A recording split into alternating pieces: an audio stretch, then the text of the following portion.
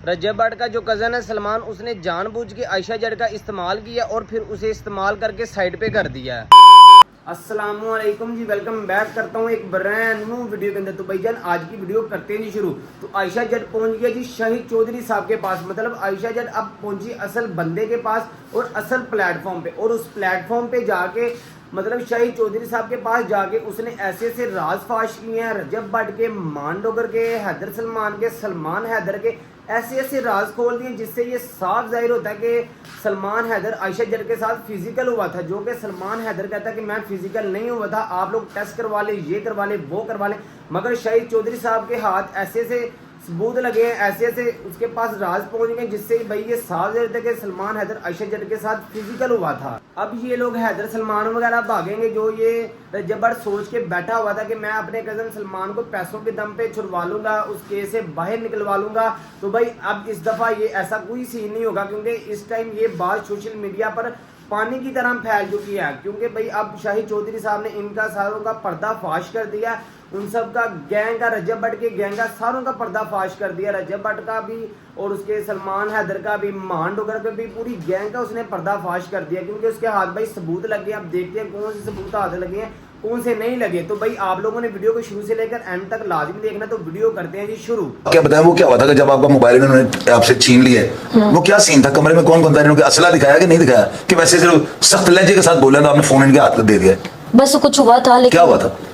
बेटे शाहिद चौधरी ऑफिशियल पे चमकना नहीं, खुल के बताओ। मतलब ये कि जगीर भाई मेरे पास आए थे, जवाद भाई वगैरह, ये सब जगीर भट्ट जो है रजब भाई के दोस्त है, ये सब दोस्त मेरे पास, दो दोस्त आए थे, कह रहे थे आप अंदर आओ। जवाद भाई ने कहा आप अंदर आओ। कहाँ पे? रजब भाई के वलीमे वाले दिन। अच्छा ठीक है, मैं इनके घर उधर गई हूँ, तो इन्होंने कहा रूम में बैठो, मैं बैठी हूँ, मेरी बहन भी बैठी, मेरी दोस्त भी बैठी, मेरी मम्मा नहीं गई।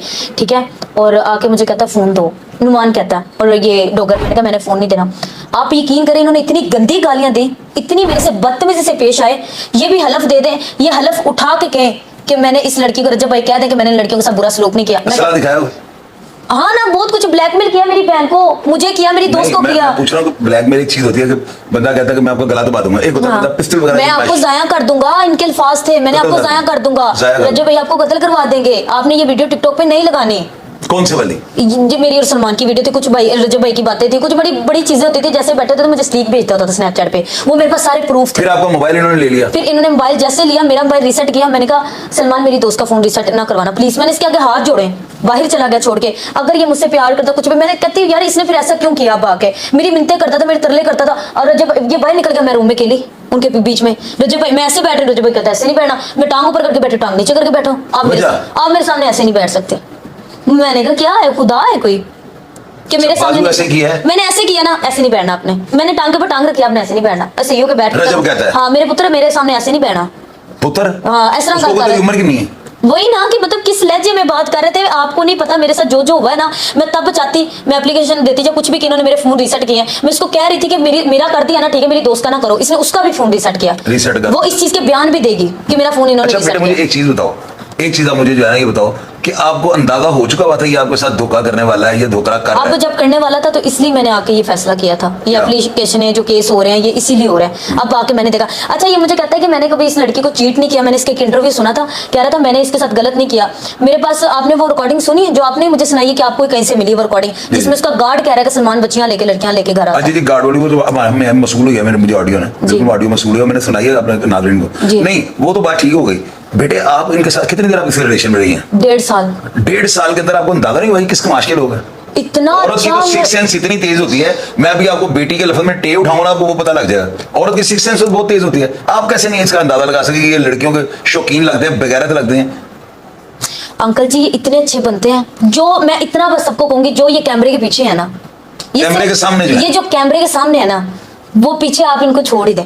मैं कहती हूँ मेरी रजब भाई की माँ से बात हुई, मैंने ये सब चीजें करने से पहले उनको कॉल की, कहती मैंने बड़ी बगैरत देखी, इस तरह कह के फोन कट कर दिया, दोबारा फोन ना आए। यानी कि इसकी माँ ने कहा कि मैंने बड़ी बड़ी बगैरत देखी, तुम जैसी बगैरत लड़की। हाँ फोन इतना कह के फोन कट कर दिया। मैंने कहा सलमान से बात नहीं रखना उसने इस दफा, तुम्हारे साथ जो करना जाके करो, जाओ अदालतों में जाओ।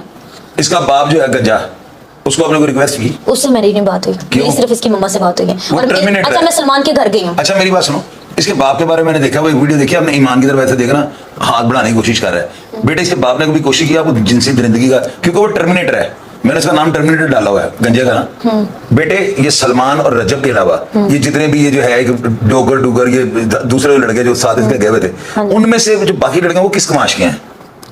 मुझे जो देखने में लगा ना, डोगर बिल्कुल अच्छा लड़का नहीं, मैं बोलूं बहुत ही कमीना है।